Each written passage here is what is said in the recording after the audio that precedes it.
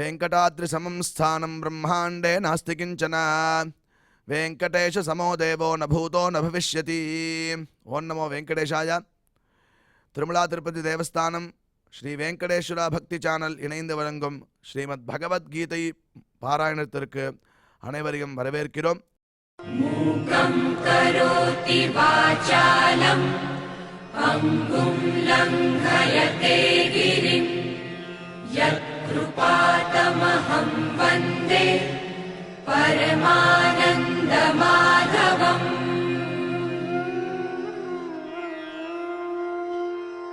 करारविन्देन पदारविन्दम् मुखारविन्दे विनिवेशयन्तम् वटस्य पत्रस्य पुटे शयानम् बालं मुकुन्दम् मनसा स्मरामि.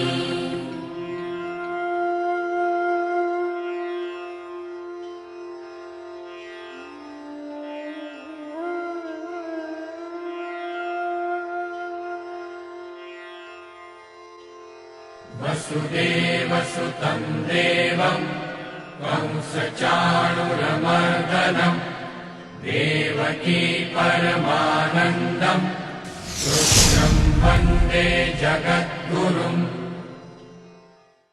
साक्षात् भगवाने भगवद्गीतयिल नाहं वेदैः न तपसा न दानेन न चेज्जया शक्य एवं विधो द्रष्टुं दृष्टवानसि मां यथा அப்படின்னு 11வது அத்தியாயத்தில் 53வது ஸ்லோகம். அதுக்கு அடுத்த ஸ்லோகம் பக்தியா த்வனன்யா சக்யா அஹமேவம் விதோர்ஜுன ஞாத்தும் திரஷ்டுஞ்ச தத்வேன பிரவேஷ்டுஞ்ச பரந்தபா அப்படின்னு பகவான் ஸ்வயம் தன் முகத்தினாலேயே தன்னை அடைய வேண்டிய மார்க்கத்தை காட்டுகிறார். பக்தியினாலே நான் அடைய முடியும், பக்தியினாலே என்னை அடைய முடியும்னு காட்டுறார். அர்ஜுனனுக்கு இந்த இடத்துல உபதேசம் பண்ணார். இதே மாதிரி பாகவதத்திலையும் 11வது ஸ்கந்தத்தில் உத்தவன் அப்படிங்கிற பெரிய பக்தனுக்கு உபதேசம் பண்ணுறார். நசாதயதி மாயோகா நசாங்கியம் தர்ம உத்தவ ந ஸ்வாத்தியாகஸ்தபஸ்தியாகா யசா பக்திர் மமோர்ஜிதா அப்படின்னு சொல்லி பக்தியாக மேகயாகிராஹ்யா அப்படின்னு சொல்கிறார். பக்தியினாலேயே நான் கட்டுப்படுவனாக ஆவேன் அப்படின்னு அந்த இடத்துல காட்டுறார். அப்படின்னா பக்தினா என்ன அப்படின்னு நம்ம விசாரம் பண்ணணும். பகவத்கீதையிலையும் பகவான் பக்தியினாலே நான் கட்டுப்பட்டவனாக இருக்கிறேன்கிறார். பாகவதத்திலையும் இதே சொல்கிறார். அப்படின்னா பக்தினா என்னன்னு நம்ம விசாரம் பண்ணணும். பண்ணினோன்னா பகவத்கீதையில் இன்னொரு இடத்துல சொல்லும்போது ஸ்வகர்மனா தமபியர்ச்சியா சித்திம் விந்ததி மாணவகாங்கிறார். தன்னலம் இல்லாமல் எல்லாம் பகவானோடுது அப்படின்னு ஒரு நினைப்போட செய்யக்கூடிய செயலே பக்தி அப்படின்னு பகவானே சொல்கிறார். அதை தொடர்ந்து பார்த்தோன்னா பக்தின்னு நம்ம பண்ணுற ஜபமா பாராயணமா தபஸா யஜ்ஞமா ஹோமமா இல்லை தானமா இல்லை கர்மானுஷ்டானங்களா அப்படின்னு விசாரம் பண்ணால் ஒவ்வொருத்தரும் ஒவ்வொன்று சொல்கிறா. இந்த உத்தவனுக்கு உபதேசித்த பகவான் உத்தவனை போய் பார்க்க சொல்கிறார். நேராக கோபிகைகள்கிட்ட போய் பார்க்குறார். கோபிகைகளை பார்த்த உடனே பக்தின்னு இதுதான்ப்பா அப்படின்னு கோபிகைகள்லாம் பார்த்து தெரிஞ்சுக்கிறான் உத்தவன். அவள் என்ன செஞ்சா கோபிகைகள் அப்படின்னு பார்த்தோன்னா அவள் ஏதாவது பாராயணம் பண்ணாளா, இல்லை ஏதாவது தபஸ் பண்ணாளா, இல்லை யஜ்யங்கள் பண்ணாளா, இல்லை தானங்கள் பண்ணாளா அப்படின்னா அவள் அழுதா அப்படிங்கிறார். அழுதாளா அப்படின்னா அழுறதுக்கு காரணம் என்ன அப்படின்னா அந்த பற்று அப்படின்னு சொல்கிறார். பற்றுன்னு என்னென்னா பற்றுக்கு காரணமாக இருக்கக்கூடியது பிரேமை அப்படிங்கிற அன்புங்கிறது. இந்த பிரேமை அன்பு பற்று அப்படிங்கிறது நம்ம லௌக்கிகமாக பல இடத்துங்களில் வச்சுட்டுருக்கோம். பல இடத்துல பார்த்தோன்னா மக்கள்கிட்ட வச்சுட்டுருக்கோம், நம்மளுடைய வீட்டில் வச்சுட்டுருக்கோம், வாகனங்களில் வச்சுட்டுருக்கோம், நம்மளுடைய பதவியில் வச்சுட்டுருக்கோம், பணத்தை சம்பாதிக்கிறதுல ஒரு பற்று வச்சுட்டுருக்கோம், நம்மளுடைய சொத்து மேலே ஒரு பற்று வச்சுட்டுருக்கோம், நம்மளுடைய உத்தியோகத்தின் மேலே ஒரு பற்று வச்சுட்டுருக்கோம், பிஸ்னஸ் மேலே ஒரு பற்று வச்சுட்டுருக்கோம். அப்படின்னு பலவிதமான நம்ம வஸ்திரங்கள் மேலே இதை ரொம்ப விசேஷமாக பற்று வச்சுட்டு எடுத்து மடித்து வைக்கிறோம். பலவிதமான பற்றுகள் நம்ம பார்த்துட்டு இருக்கோம். நாட்டு மேலே வைக்கிறோம், நாட்டுப்பற்று, மொழி மேலே வைக்கிறோம், மொழிப்பற்று, அப்படின்னு பலவிதமான பற்றுகள் நம்ம பார்க்குறோம். பற்றுன்னா என்னன்னு புரியறது, ஆனால் பக்தின்னு என்னன்னு புரியலே அப்படின்னா, இந்த பற்று காரணம் பிரேமைன்னு பார்த்தோம்.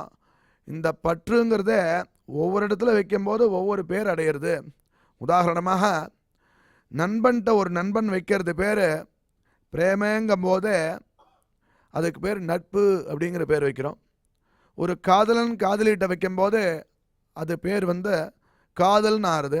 ஒரு தாய் மகன்கிட்ட வைக்கும்போது வாத்சல்யம் அப்படின்னு ஆகிறது. இந்த பற்று பல விடங்களில் பல பேர்கிட்ட வைக்கும்போது பலவிதமான பேரை அடைகிறது. அதுபோலயே பகவான்கிட்ட வைக்கும்போது இதுக்கு பேர் பக்தி அப்படின்னு காட்டி கொடுக்குறார்.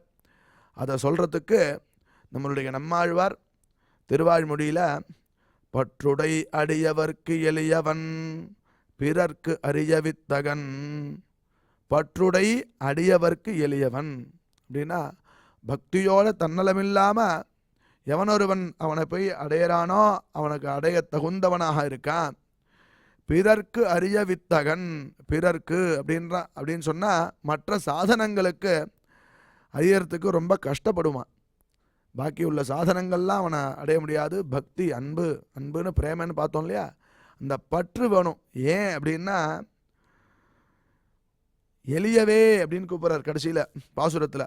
ரொம்ப சௌலபியமானவன் பகவான், அவனை அடையிறதுக்கு இதெல்லாம் வேண்டாம், அன்பு ரொம்ப முக்கியமாக தேவைப்படுறது. இதை சொல்லும்போது நம்மாழ்வார் பாதி சொல்லிட்டார், மதுரகவி ஆழ்வார் எழுதின்றிருக்கார். சொல்லின்னு இருக்கும்போதே மலர்மகள் விரும்புனம் அரும்பெருளடிகள் மத்தொரு கடைவெண்ணை கலவினில் உறைவிடையா புண்டு அப்படின்னு சொல்லும் போதே மூர்ச்சி ஆயிட்டாராம். அப்பேற்பட்ட பிரம்மாதி தேவதைகளுக்கே கிடைக்க முடியாத பரமாத்மாவானவன் யசோத அவள் மத்த உடைச்சப்புறம் அவனை தூக்கி கட்டுறா உரல்ல. நீ மத்த உடைச்சி வெண்ணெய் எடுத்து சாப்பிட்றான், அவனை தூக்கி கட்டுறா, இங்கே நில்லு அப்படின்னு சொல்லி மிரட்டுறா. மிரட்டினோடனே மிரண்டு போய் நின்னானா. அவள் எடுத்து கட்டுறாளாம். யசோதை கட்டுறதுக்கு காரணம் என்ன? இவனை கயிறு அறுக்க முடியாதா, இல்லை கட்டுப்படாமல் இருக்க முடியாதா? இருந்தாலும் கட்டுப்பட்டானா. அதுக்கு காரணம் என்னென்ன? பகவானுடைய வாத்சல்யம், பகவானுடைய சௌலபியம், யசோதையினுடைய வாத்சல்யம் அப்படின்னு காட்டி கொடுக்கறது சாஸ்திரம், நம்மளுடைய புராணங்கள்லாம். இப்படி சொன்னோடனே மதுரகவி ஆழ்வார் நம்மாழ்வார் மூர்ச்சி ஆகிட்டாராம். 6 மாதம் கழித்து ஏந்தாராம் பாக்கி சொல்கிறதுக்கு. அதுவரையும் அவருடைய சிஷ்யராகிய மதுரகவி ஆழ்வார் அதை வச்சுட்டு அப்படியே எப்போ வேணால் ஏந்திருப்பார். ஏஞ்சு சொல்லலாம். அதை எழுதுறதுக்கு திருப்பி ஏஞ்சாராம். ஏஞ்சு திருப்பி அவர் சொன்னப்புறம் திருப்பி எழுதினாராம். எந்திரம் உரலினோடு இணைந்து இருத்தேங்கிய எளியவே அப்படின்னு முடிக்கிறார். இவ்வளோ சௌலபியமான பரமாத்மாவே, நீ இவ்வளோ சௌலபியமாக இருக்க, பற்று யார்கிட்ட இருக்கோ அவன்கிட்ட தான். பற்றுன்னா இங்கே பிரேமன்னு பார்த்தோம், பக்தின்னு பார்த்தோம், அந்த அன்புன்னு பார்த்தோம். இந்த அன்பு யார்கிட்ட இருக்கோ அதுதான், அவனுக்கு தான் நான் அடங்குவேன், அவனுக்கு தான் நான் ஆட்படுவேன் அப்படின்னு பகவான் பகவத்கீதையிலையும் சொல்கிறான். அதே மாதிரி பாகவதத்திலையும் சொல்கிறான். அப்பேற்பட்ட பகவத்கீதை பாராயணம் நாம் செஞ்சுருக்கோம். இந்த பக்தி ஏற்படுறதுக்குத்தான் தேவஸ்தானமும் இதே மாதிரி பலவிதமான தொழில்நுட்பத்தை வச்சுண்டு பாராயணங்கள் இத்தியாதிகள்லாம் பிரகாசப்படுத்துகிறார். அதுக்கு முதல்ல நம்ம குரு பிரார்த்தனை மற்றும் சங்கல்பத்துடன் இன்றைய நிகழ்ச்சியை துவங்கலாம்.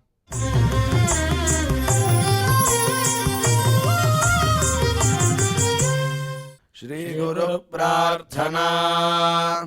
குரு பிரம்மா குருர் விஷ்ணுர் குருர்தேவோ மகேஸ்வரः குரு சாக்ஷாத் பரம் பிரம்ம தஸ்மை ஸ்ரீ குரவே நமः.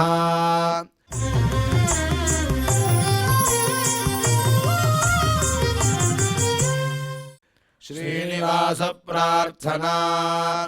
நமः க்ஷீராப்திநாதாய வைகுண்டாச்சலவாசினே முகுந்தாய நமோ நித்யம் அனந்தாய நமோ நமः.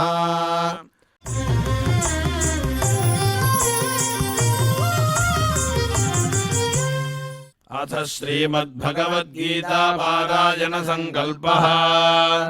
श्रीमदादिवराह क्षेत्रे विराजमानस्य अखिलाण्डकोटि ब्रह्माण्ड नायकस्य श्रीपद्मावती जानेः भगवतः श्रीवेङ्कटेश्वर स्वामिनः दिव्यसन्निधौ जगद्गुरोः श्रीकृष्णपरमात्मनः अनुग्रहेण समस्तप्रपञ्चस्य विशेषतः भारतदेशस्य उत्तरोत्तर शुभसम्पत्समृद्ध्यर्थम् श्रीमद्भारतदेशगत तपस्विजन तपोबलवृद्धिद्वारा समस्तस्यापि मानवसमाजस्य सर्वारिष्टपरिहारार्थम् एतद्देशवासिनां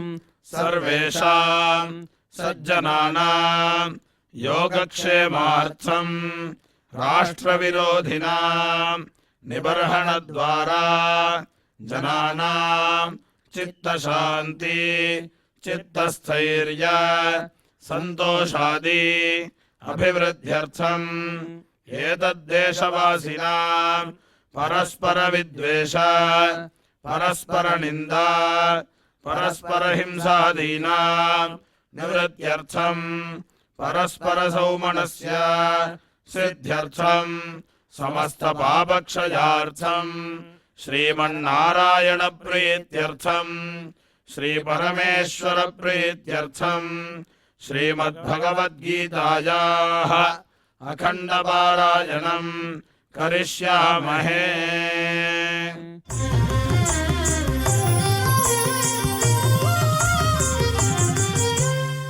श्रीगीता प्रार्थना श्रीवत्साङ्गम् महोरस्कम् वनमाला विराजितम् शङ्खचक्रधरम् देवम् कृष्णम् वन्दे जगद्गुरुम्।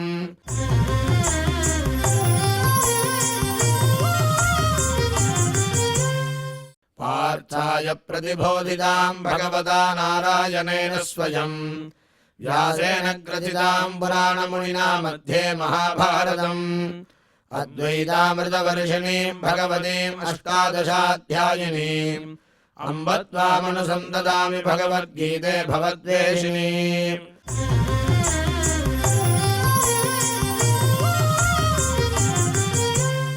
श्रीवेदव्यास प्रार्थना व्यासम् वसिष्ठनप्तारम् शक्तेः पौत्रमकल्मषम् पराशरात्मजम् वन्दे सुखदातम् तपोनिधिम्। यत्र योगेश्वरः कृष्णो यत्र पार्थो धनुर्धरः तत्र श्रीर्विजयो भूतिर्ध्रुवाणि धर्मधर्ममा।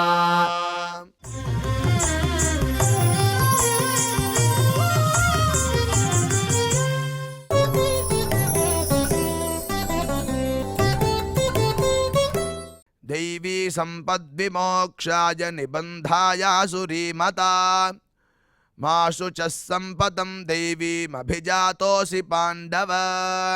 இப்பொழுது டாக்டர் திரு வு.வே. அனந்த பத்மநாபாச்சாரியார் சுவாமிகள் நமக்கு இந்த ஸ்லோகங்களின் அர்த்தங்களை விவரிப்பார். அதை மனதில் வாங்கிக் கொள்வோம்.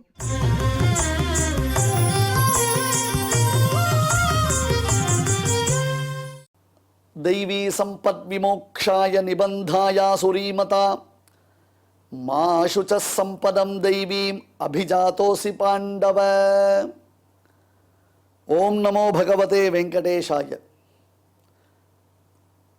ஷீலவிருத்த பலம் ஸ்ருதம் என்பதாக ஒரு வாக்கியம் உண்டு.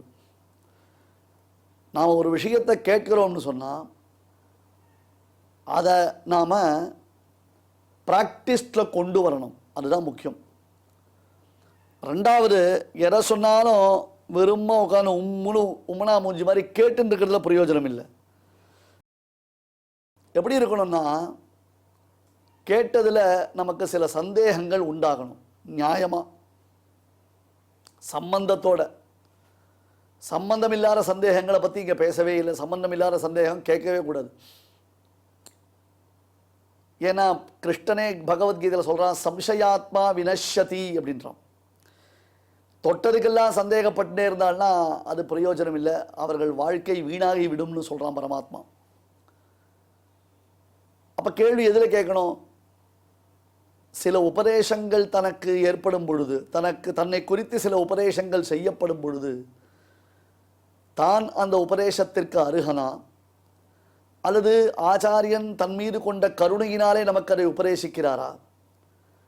மேலும் இந்த உபதேசத்தை நான் கேட்டுக்கொண்டிருக்கிறேனே, இப்பொழுது என்னை என்னவாக ஆச்சாரியன் நினைத்திருக்கிறார் என்பதான சில கேள்விகள் உண்டாகிறது. இந்த ப்ரெசன்ட் கான்டெக்ஸ்டை எடுத்து பாருங்கோ. தெய்வீ சம்பத்துனா என்ன, ஆசுரி சம்பத்துனா என்ன அப்படின்னு பகவான் எக்ஸ்பிளைன் பண்ணுறான். முதல் 3 ஸ்லோகங்கள் ரொம்ப எலாபரேட்டாக 26 குணங்களாக தெய்வீ சம்பத்தை சொல்லிட்டான். அப்புறம் 4வது ஸ்லோகம் ஒரே ஒரு ஸ்லோகத்தில் 6 குணங்கள், இது அத்தனையும் ஆசுரி சம்பத் அப்படின்னு லிஸ்ட் அவுட் பண்ணிட்டான் பகவான்.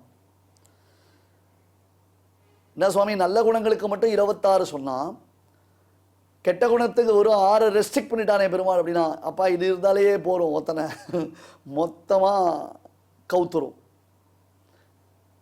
யௌவனம், தனசம்பத்தி, பிரபுத்வம், அவிவேகிதா, ஏகைகமப்பியனர்த்தாய கிமு எத்திர சதுஷ்டயம் அப்படின்னு ஒரு வாக்கியம் இருக்கு, கேள்விப்பட்டிருக்கேடா?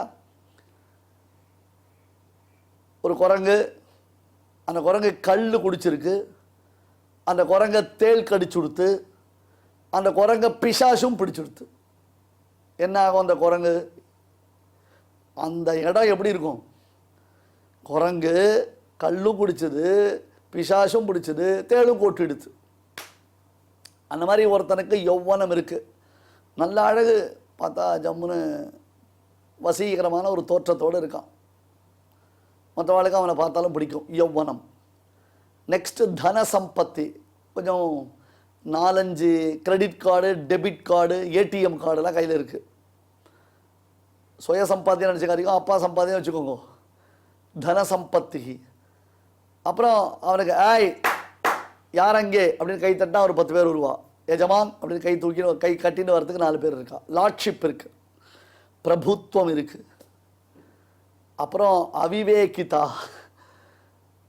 அவிவேகிதானா விவேகம் இல்லை, தான் என்ன காரியம் பண்ணுறோம், நம்ம பண்ணுறது சரிதானா அப்படின்னு பெரியோர்களிடத்தில் கைடன்ஸ், அவர்கள் மூலமாக நல்வழிப்படுத்தி கொள்வது என்பது கிடையாது.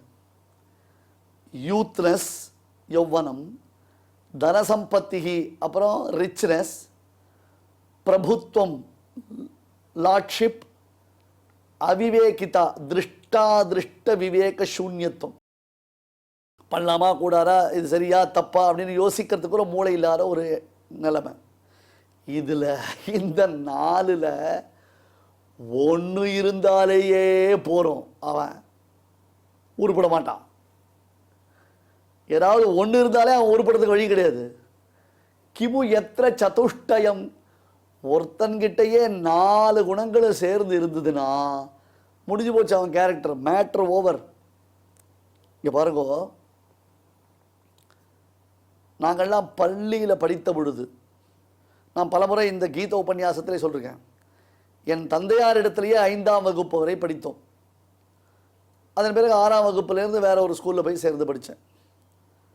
அப்போல்லாம் ஸ்கூலில் எம்ஐ பீரியட் அப்படின்னு ஒன்று உண்டு. எம்ஐ பீரியட்னா மாரல் இன்ஸ்ட்ரக்ஷன் அப்படின்னு ஒரு பீரியட் உண்டு.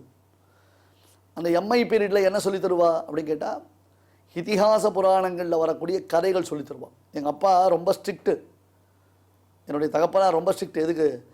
எம்ஐ பீரியடில் பசங்களுக்கு வேறு எதுவும் சொல்லித்தரக்கூடாது. ஹிஸ்டரியோ, அதாவது எம்ஐ பீரியடில் மேக்ஸ் எடுக்கிறேன், எம்ஐ பீரியடில் சயின்ஸ் டீச்சர் வந்து நான் சயின்ஸ் எடுக்கிறேன், எனக்கு ஒரு பீரியட் எக்ஸ்ட்ரா விடலாம் எங்கள் அப்பா அலோவ் பண்ண மாட்டார்.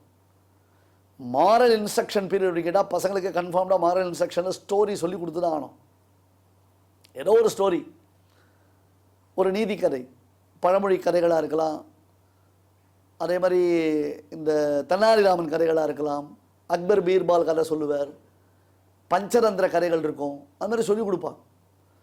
எதுக்காக அதை சொல்லிக் கொடுப்பான்னு கேட்டால், அந்த கதை வந்து நமக்கு ரியல் லைஃப்பில் எப்படி நம்ம யூட்டிலைஸ் பண்ணிக்கலான்றதை நமக்கு மேற்கொண்டு நம்மளை அழகாக பாலிஷ் பண்ணும். அப்புறம் பெரிய பள்ளிக்கூடத்தில் படிக்க ஆரம்பித்தோம். அந்த பள்ளிக்கூடத்தில் எம்ஐ பீரியட் இருக்கும், ஆனால் பெரும்பாலும் அந்த எம்ஐ பீரியட் மற்ற காரியங்களுக்கு தான் உபயோகப்படுத்தப்படும்.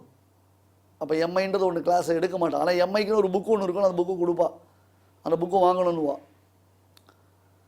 அதில் ஒரு விஷயம், காதம்பரி என்பதாக சம்ஸ்கிருதத்தில் ஒரு நாவல்.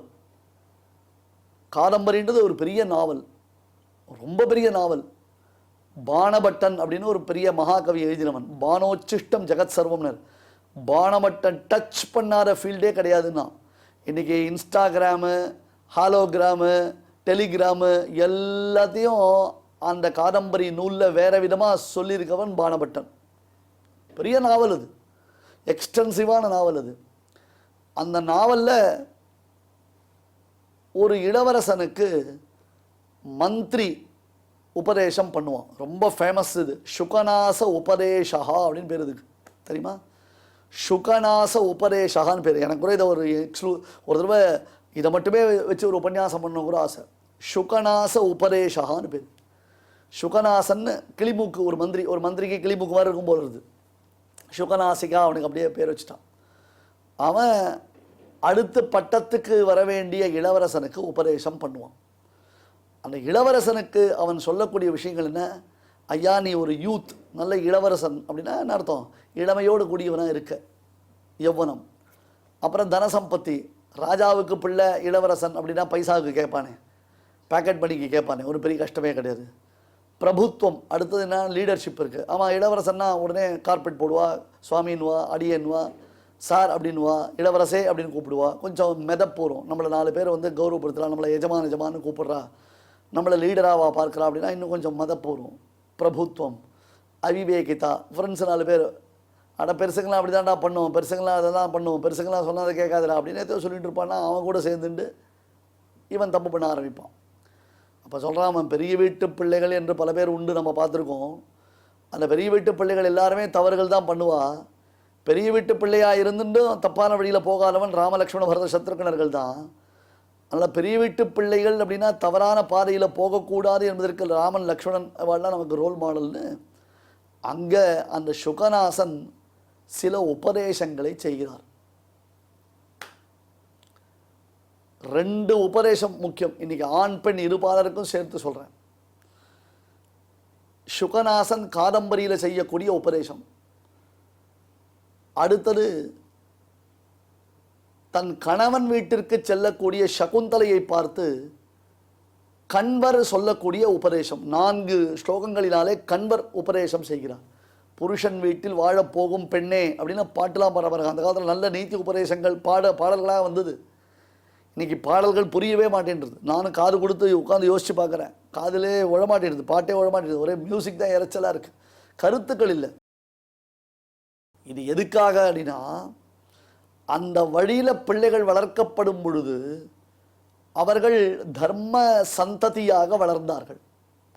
அந்த மாரல் இன்ஸ்ட்ரக்ஷன், பெரியோர்கள் திறத்தில் நாம் பெற்றிருக்கக்கூடிய உபதேசங்கள், அது ஆணாக இருந்தாலும் பெண்ணாக இருந்தாலும் அவர்கள் காட்டக்கூடிய வழி, ஒருவேளை நமக்கு செயல்பட திறன் இல்லை என்றால், நாம் ஒரு காரியத்தை எப்படி செயல்படுத்துவது என்பது தெரியாமல் இருந்தோம் என்றால் அவர்களுடைய ஆலோசனையை பெறுவது.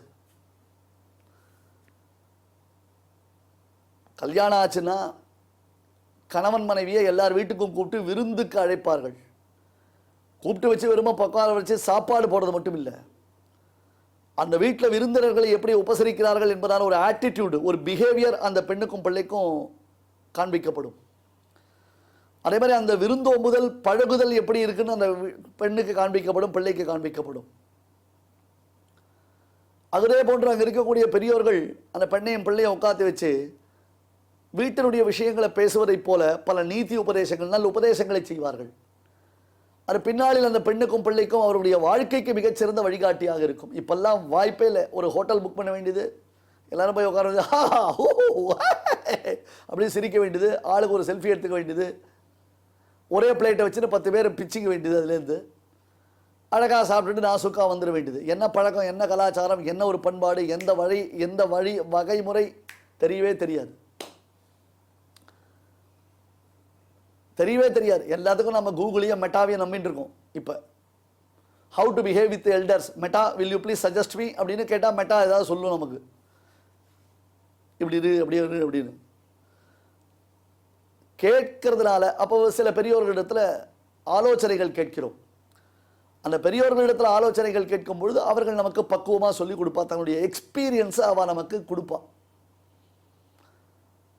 என்னதான் எஜுகேஷன் அப்படின்னு சொன்னாலும் எக்ஸ்பீரியன்ஸ் இஸ் டோட்டலி டிஃபரெண்ட் இல்லையா? அந்த எக்ஸ்பீரியன்ஸ் தான் பேசும். இப்போ மனக்கலக்கத்தில் நாம் இருக்கும் பொழுது அவர்கள் நமக்கு ஆறுதல் அளிப்பார்கள். மனக்குழப்பத்தில் இருக்கும் பொழுது நமக்கு தெளிவு பிறக்கச் செய்வார்கள்.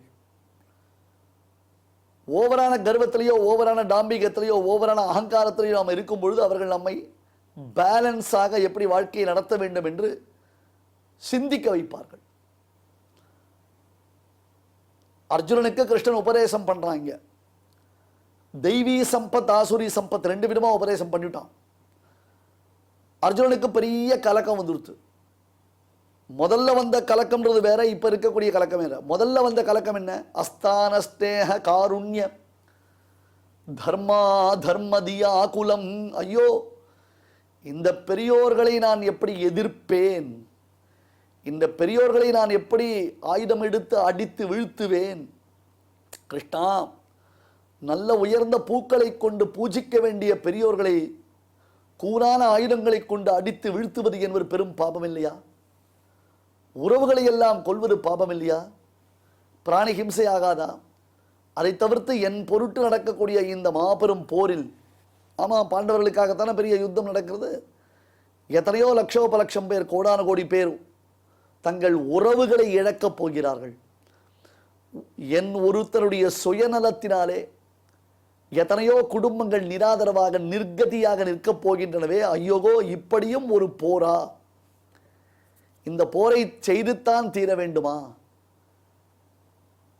இவர்கள் அனைவரையும் கொன்று அவர்கள் இறந்த பிறகு எங்களுக்கு வெற்றி சிம்மாசனமாக ரத்ன சிம்மாசனம் கிடைத்தது என்றால் அதில் இரத்த வாடை, மாமிச வாடை, பிணவாடை என்றோ வீசும். பிணவாடை வீசக்கூடிய ரத்ன சிம்மாசனத்தில் அமர்ந்து அரசாட்சி செய்வது இயலுமா கண்ணா? என்னால் முடியாது, வேண்டவே வேண்டாம். இந்த ராஜ்யத்தை பெற்று அனுபவிப்பதை விட இந்த அதர்மத்தை செய்து பாபத்தை சம்பாதிப்பதை விட க்ஷத்ரியனுக்கு அதர்மமான பிச்சை எடுத்தல் என்னும் அதர்மத்தை செய்வதற்கு நான் தயாராகிவிட்டேன். நான் இந்த பாபத்தை செய்ய மாட்டேன். என் கைகள் நடுங்குகின்றன, என் கண்களில் கண்ணீர் பெருகுகின்றது, உதடுகள் உலர்ந்து விட்டன, நான் வறண்டு விட்டது, நிற்க முடியவில்லை, கால்கள் தள்ளாடுகின்றன, உடம்பில் வியர்த்து போகிறது, காண்டீபம் கை நழுவுகிறது. கிருஷ்ணா, அஹோபத மகத் பாபம் கர்த்தும் யவசிதாக வயம்.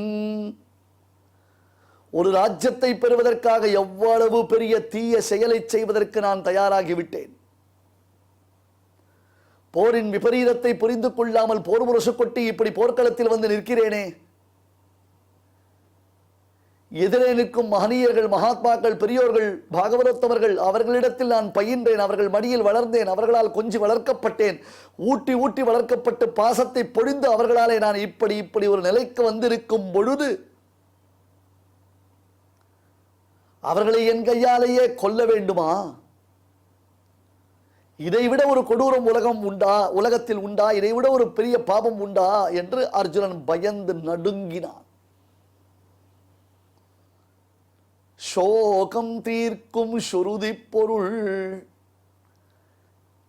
வியவஹித பிரதனாமுகம் நிரீக்ஷ ஸ்வஜனவதாத் விமுகஸ்ய தோஷ புத்யா குமதி மஹரதாத்ம வித்யயா யஹ சரணரதி பரமஸ்ய தஸ்ய மே அஸ்து பீஷ்பஸ்துதி. பீஷ்பர் ஸ்தோத்திரம் பண்றார். பார்த்து பயந்து, வியவஹித பிரதனாமுகம் நிரீக்ஷ ஸ்வஜனவதாத் விமுகஸ்ய தோஷ புத்யா.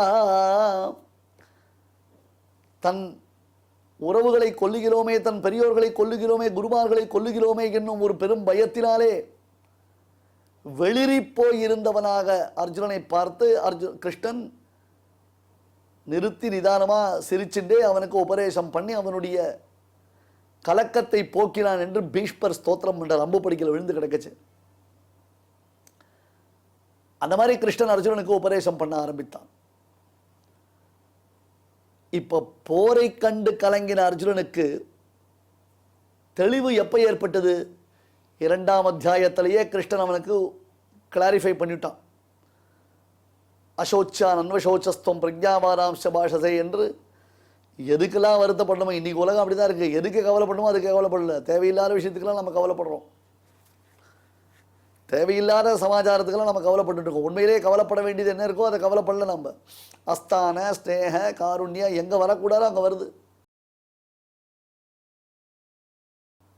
கவலையோடு இருந்த அர்ஜுனனுக்கு கவலையை போக்கடித்தான் பகவான். கடைசியில் ஒன்று சொல்ல போகிறான், இந்த பக்தி யோகத்தை நீ தடங்கள் இல்லாமல் பண்ணி முடிக்கணும்னா என்னிடத்துல சரணாகதி பண்ணு. நீ பக்தி யோகத்தை செய்வதற்கு தடங்களாய் உள்ள பாபங்கள்லாம் நீங்கிவிடும், நீ கவலைப்படாத மாஷுச்சகான்னு சொல்ல போகிறான்.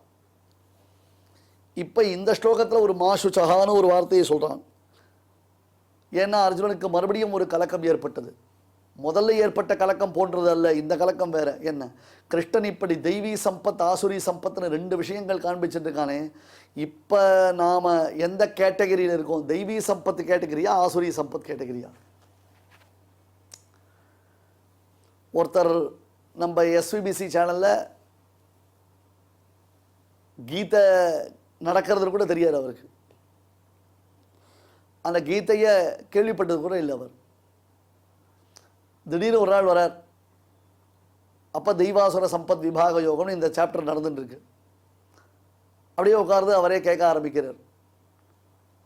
வேற ஏதோ ஒரு காரணத்துக்காக அந்த பக்கம் வந்தவருக்கு திடீர்னு இது ஒரு வாய்ப்பை கிடைச்சிடுறது.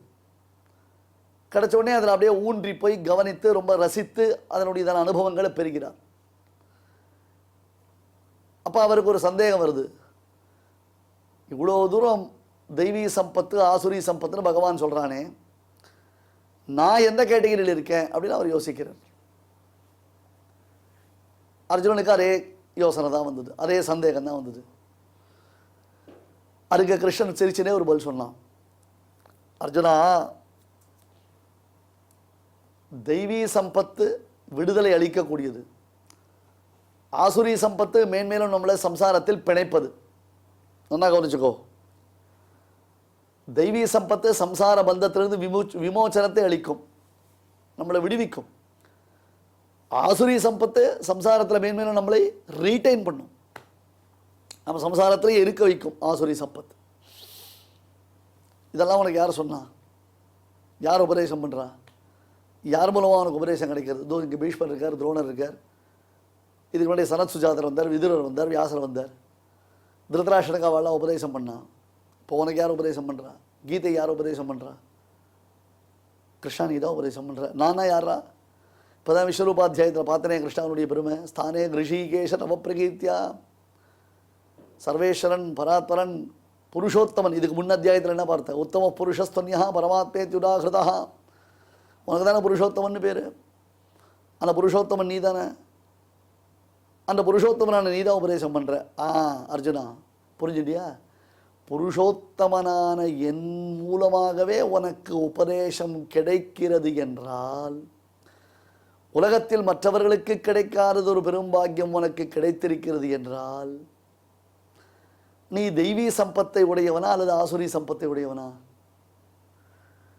ஆசுரி சம்பத்து இருந்ததுன்னா துரியோதன மாதிரி உனக்கு நான் விலக்கி வச்சிருக்க மாட்டேனோ. கர்ணன் துரியோதனன் சகுனி மாதிரி உன்னை தூக்கி போட்டிருக்க மாட்டேனோ, உனக்கு விலக்கி வச்சிருக்க மாட்டேனோ. மகாபாரத யுத்தத்தில் ஒரு விஷயம் பாருங்க. நீங்கள், நான் பலமுறை சொல்லியிருக்கேன், இந்த கர்ணன் முதலான கேரக்டர்ஸை நாம் ரொம்ப பெருசாக தூக்கி வச்சுருக்கோம். இங்கே பாருங்கோ, கர்ணன்றவன் ரொம்ப கொடூரமான வில்லன் தான் மகாபாரதத்தில், சந்தேகமே படாதீங்க. நீங்கள் தெரியுமா உங்களுக்கு? கர்ணன்றவன் துஷ்ட சதுஷ்டயத்தில் சேர்ந்தவன் தான். துரியோதனன், துச்சாசனன், சகுனி, கர்ணன், இவா 4 பேர். ஆமாம், குந்தியினுடைய பிள்ளை தான். ஆனால் கர்ணன் பொல்லாதவன். திருப்பி திருப்பி நீங்கள் ஒன்றை மனதில் வைத்துக் கொள்ளுங்கள். கர்ணன் ஒரு திரைப்படம் வந்தது. அந்த திரைப்படத்தில் கர்ணனாக நடித்த நடிகர் மிகச்சிறந்த நடிப்பாற்றல் மிக்கவர். அவருடைய நடிப்பு ஆற்றல் அந்த திரைப்படத்தில் வெளிப்பட்டது. அதனால் கர்ணன் ஒரிஜினலாக மகாபாரதத்தில் நல்லவனாயிட முடியாது. கர்ணன் திரைப்படத்தில் கர்ணன் கதாபாத்திரத்தை ஏற்று நடித்த காரணத்தினாலே அந்த கர்ணன் ஓகே ஃபைன், நாம் ரசிக்கிறோம். But as per the Mahabharatham Karnan is not good. அதை புரிஞ்சுக்கோங்க. எதுக்காக இதுன்னா, இதே மாதிரி இன்னொரு திரைப்படத்தில் கடோத்கஜனை ரொம்ப மிகச்சிறந்த கேரக்டராக காமிப்பான். கவனிச்சிருக்காங்க நீங்கள்? ரொம்ப பழைய படம். இந்த சுவாமி சினிமாலாம் கோட் பண்ண நினச்சிக்காதீங்க. இதெல்லாம் அந்த காலத்தில் நடந்த சினிமாக்கள், இதிகாச புராணங்களுடைய அடிப்படையில் நடந்த சினிமாக்கள். அதுக்காக சொல்கிறேன். மாயாபஜார்னு ஒரு சினிமா, வீர அபிமன்யுன்னு ஒரு சினிமா. இந்த சினிமாக்களில் கடோத்கஜன் கேரக்டர் ரொம்ப இன்ட்ரெஸ்டிங்காக இருக்கும். நல்ல தமாஷாவும் இருக்கும். நல்ல காரியங்கள் கடோத்கஜன் பண்ணுவான். இங்கே பாருங்க, மகாபாரத யுத்தத்தில் கடோத்கஜன் கொல்லப்படுகிறான். மகாபாரத யுத்தத்தில் கடோத்கஜன் கொல்லப்படுகிறான். அர்ஜுனனை கொல்வதற்காக வைத்திருந்த ஆயுதத்தினாலே கடோத்கஜன் கொல்லப்படுகிறான். கடோத்கஜன் போயிட்டானேன்னு தர்மபுத்திராதிகள் வருந்துகிறார்கள். அப்போ கிருஷ்ணன் ஒரு வார்த்தை சொல்கிறார், நீங்கள்லாம் கடோத்கஜனுடைய மரணத்திற்கு வருத்தப்படக்கூடாது. அப்புறம் அபிமன்யு முதலானவர்கள் போரா, அதுவும் இருக்குது. இன் பர்டிகுலர் கிருஷ்ணன் சொல்கிற ஸ்டேட்மெண்ட், கடோத்கஜனுடைய மரணத்துக்கு நீங்கள் அதிகமாக வருத்தப்படக்கூடாது. ஏன் அப்படி கேட்டால், கடோத்கஜன் பிராமணத்வேஷி. பிராமணத்வேஷி. ஏதோ தப்பான ஒரு கொள்கையை புரிஞ்சுக்காதீங்கோ. இந்த இடத்துல பிராமணத்வேஷினா வைதிக காரியங்கள் நடைபெறுவதை கடோத்கஜன் தடுத்து வந்திருக்கிறான். அவன் ராட்சசன் சுவாமி, பீமசேனனுக்கு தான் பிள்ளை, ஆனால் ராட்சச குலத்தில் பிறந்தவன். அந்த குலத்திற்கு ஏற்றார் போல அவன் என்ன பண்ணியிருப்பான்னா, பல இடங்களில் நடக்கக்கூடிய வைதிக காரியங்களை கெடுத்திருக்கான். அந்த பாப்பத்தை கடோத்கஜன் பண்ணியிருக்கான். அவன் இன்னும் இருந்தான்னா, நாளைக்கு நமக்கு பதவி கிடைச்சதுன்னு சொன்னான், அதாவது பாண்டவர்கள் அரியணை ஏறினார்கள் என்றால் அந்த பதவி தன்னுடைய தந்தையார் முதலானவர்கள் அரசர்களாக இருப்பதினாலே பெரிய வீட்டு பிள்ளையாக கடோத்கஜன் இன்னமும் தவறான தீய செயல்களை செய்வதற்கு தயங்க மாட்டான். எனவே கடோத்கஜன் செய்த தீய செயல்களுக்கு தக்கபடி அவனுக்கு தண்டனை கிடைத்திருக்கிறது. அவன் மரணத்தில் நீங்கள் யாரும் வருத்தப்படக்கூடாது என்று கிருஷ்ணன் ஸ்பஷ்டமாக சொல்கிறான். அப்போ தான் தர்மபுத்திரன் முதலானவர்களுக்கு மனசு தெளியறது. தெரியுமா? நன்னா பாருங்கோ. இதே அர்ஜுனனுக்கு தற்பொழுது கிருஷ்ணன் கீதோபதேசம் பண்ணுறான். அபிஜாதோசி பாண்டவ அப்படின்னு ஒரு வார்த்தை சொன்னான். பாண்டுன்றவன் பரமசாத்விகன், தர்மிஷ்டன், மக்களை தர்ம பரிபாலனம் செய்தவன். அந்த பாண்டுவின் பிரார்த்தனையினாலே, பாண்டுவினுடைய கட்டளையினாலே குந்தி தேவி தெய்வங்களை உபாசித்து பிள்ளைகளை பெற்றெடுத்தாள். இந்திரன் மூலமாக பிறந்த பிள்ளை அர்ஜுனன். இந்திரன் உபேந்திரன் என்று பகவானுடைய சம்பந்தத்தை பெற்றவன். உபேந்திரன்னா பெருமாளுக்கு பேர். வாமனாவதாரத்தில் பெருமாளுக்கு உபேந்திரன் பேர். இந்திரனுடைய சகோதரன் என்பதாக பேர். அப்ப தெய்வாம்சம் பொருந்தியவர்கள் பாண்டவர்கள். அந்த தெய்வாம்சம் பொருந்திய பாண்டவர்களுக்கு தெய்வத்தின் குரலாக, தெய்வத்தின் வாக்காக கீதை உபதேசம் செய்யப்படுகிறது. எவ்வளோ அழகாக இதை நாம் பார்க்கணும். இதே கடோத்கஜன் முதலானவர்கள் செய்த தீய செயல்களினாலே அவர்களுக்கு மரணம் என்பது நேரிட்டது. அர்ஜுனா, நீ யோசிக்கிறிய வேற யாருக்காவது இந்த ஆஃபர் கிடைச்சதா, இந்த ஆப்பர்ச்சுனிட்டி கிடைச்சதா? நேர நான் உபதேசிக்கும் பாக்கியத்தை, என்னாலே உபதேசிக்கப்படும் பாக்கியத்தை நீ பெற்றிருக்கிறாள் அல்லவா? நீ கவலையப்படாதேனர். இப்போ என்னாச்சு? யாதிருச்சிகமாக ஒருத்தர் உபன்யாசம் கேட்கிறார். அவர் இன்னைக்கு தெய்வாசுர சம்பத் விபாக யோகத்தை கேட்கிறார்னா, உண்மையிலேயே அவருக்கு தெய்வத்தின் அனுகிரகம் இருக்கும் காரணத்தினால்தான் இதை கேட்கும் பாக்கியம் கிடைத்திருக்கிறது. இது என்ன பண்ணும்? அவரை மேற்கொண்டு அவருடைய லைஃப்பில் அடுத்த லெவல் ஆஃப் டெவலப்மெண்ட்டில் அழைச்சின்னு போகும். ஆகையினால தெய்வீ சம்பத் விமோக்ஷாய நிபந்தாய ஆசுரி மதா. தெய்வீ சம்பத் பிணை விடுவிக்கும், ஆசுரி சம்பத் மேன்மேலும் பிணைக்கும். மாசுச்ச சம்பதம் தெய்வீம் அபிஜாதோசி பாண்டவ. அர்ஜுனா, கவலைப்படாத, வருத்தப்படாத, நீ எந்த கேட்டகரின்னு நினச்சிக்காத, நீ தெய்வீ சம்பத்தை உடையவன்தான் என்று கிருஷ்ணன் ஆறுதல் அளிக்கிறான். நமக்கும் அப்படி ஒரு கருணை கிருஷ்ணன் மூலமாக கிடைத்திருப்பதினால் தானே நாமும் இந்த அத்தியாயத்தை அனுபவிக்கும் பாக்கியம் பெற்றிருக்கிறோம். தெய்வீ சம்பத் விமோக்ஷாய நிபந்தாய சுரீமதா மாசுச்ச சம்பதம் தெய்வீம் அபிஜாதோசி பாண்டவ. ஸ்ரீமதே பகவதே பாஷ்யகாராய நமஹ. இப்பொழுது அடியான் சொல்றதை எல்லாரும் திருப்பி சொல்லுங்க. தெய்வீ சம்பத் விமோக்ஷாய दैवी सम्पद्विमोक्षाय நிபந்தாய சுரீமதா निबन्धाय सुरीमता மாஷு ச சம்பதம் தெய்வீ माशु च सम्पदं देवी அபிஜாதோசி பாண்டவ. अभिजातोऽसि पाण्डव இப்பொழுது நாம் அனைவரும் சேர்ந்து பாராயணம் செய்யலாம். दैवी सम्पद्विमोक्षाय निबन्धाय सुरीमता माशु च सम्पदं देवीमभिजातोऽसि पाण्डव. தெய்வத்தை ஆராதிக்கும் உன்னதமான வழிகளில் முதன்மையானது நாம சங்கீர்த்தனமே. அதை பற்றி சாஸ்திரம் சொல்லும் பொழுது கிருஷ்ணானுஸ்மரணாதேவ பாபசங்காத பஞ்சரம் சததா பேதமாயாதி கிரிர் வஜ்ரஹதோ யதா என்ற ஸ்லோகத்தில் அழகாக விவரிக்கிறது. கிருஷ்ணானுஸ்மரணாதேவா, கிருஷ்ணனை ஸ்மரித்த மாத்திரத்திலேயே பாபசங்காத பஞ்சரம், பாப கூட்டம் என்ற ஒரு பெரிய கூண்டு இருக்கு. அந்த கூண்டை உடைச்சி எடுக்கணும். உடைச்சி எடுக்கணும்னு எதனால் உடைக்கணும்னா சததா பேதமாயாதி, நூற்றுக்கணக்காக உடைக்கிறாரா. எப்படி, யார் அப்படின்னு கேட்டோன்னே கிரிர் வஜ்ரஹதோ யதா, பெரிய பெரிய மழைகள்லாம் இந்திரன் வஜ்ராயுதத்தினால அடித்தா எப்படி உடஞ்சுதோ பழைய நாளில் மலைகளுக்கெல்லாம் ரெக்கை இருந்துதான். அதெல்லாம் ரெக்கைகள்லாம் சித்வா பண்ணினானா. அதனால தான் மெயினாக பருவம் சமுத்திரத்தில் போய் ஒழிஞ்சுண்டுதான். அது ராமாயண கதை நம்மளுக்கு தெரியும். அதுபோல் வஜ்ராயுதத்தை வச்சுண்டு மலைகள்லாம் ரெக்கைகள்லாம் வெட்டினானா. அப்போது பல துண்டாக உடஞ்சுதான் மலைகள்லாம். அது எப்படி உடஞ்சுதோ அதுபோல் பாப்ப சங்காதமானது, பாப்ப கூட்டமானது கிருஷ்ணனை ஸ்மரித்த மாத்திரத்திலேயே ஓடிடும் அப்படின்னு சொல்லப்படுறது. அப்பேற்பட்ட கிருஷ்ணானுஸ்மரணமாகிய நாம சங்கீர்த்தனத்தை இப்போ நாம் அனைவரும் கேட்டு மகிழ்வோம். சஞ்சரதர சுதா மதுர த்வனி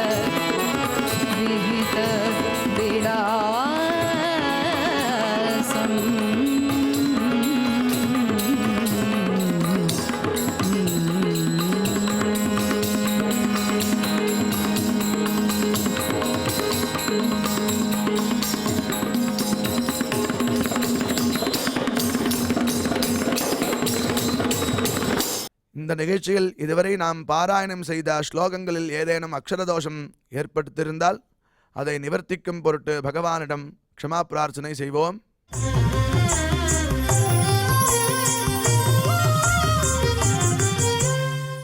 अथ क्षमा प्रार्थना यदक्षरपदभ्रष्टम् मात्राहीनम् च यद्भवेत् तत्सर्वम् क्षम्यताम् देव नारायण नमोऽस्तु ते.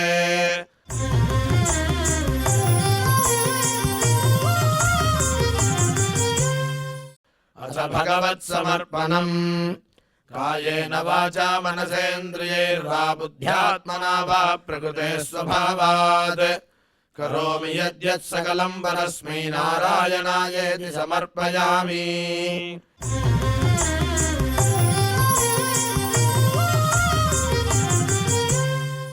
अथ लोकक्षेम प्रार्थना सर्वे भवन्तु सुखिनः सर्वे सन्तु निरामयाः सर्वे भद्राणि पश्यन्तु मा कश्चित् दुःखभाग् भवेत्.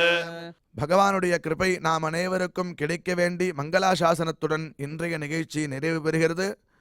நாளை மீண்டும் இதே நிகழ்ச்சியில் சந்திக்கலாம். ஓம் நமோ வெங்கடேஷாய.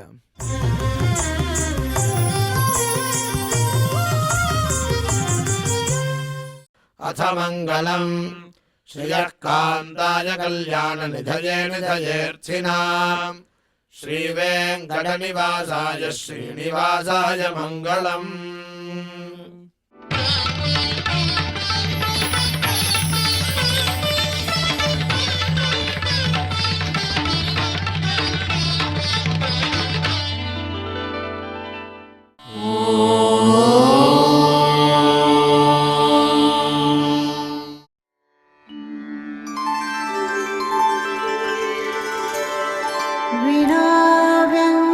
विनाव्यङ्कटेशं ननाथो ननाथः सदा व्यङ्कटेशं स्मरामि स्मरामि. हरे व्यङ्कटेश प्रसीद प्रसीद. प्रियं वेङ्कटेश प्रयच्छ प्रयच्छ.